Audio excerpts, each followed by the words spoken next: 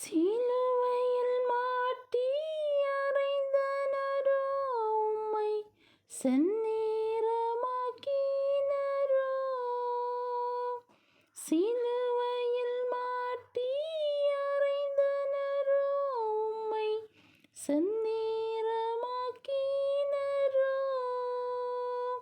அப்போதும் அவர்க்காய் வேண்டினீரோ, அன்போ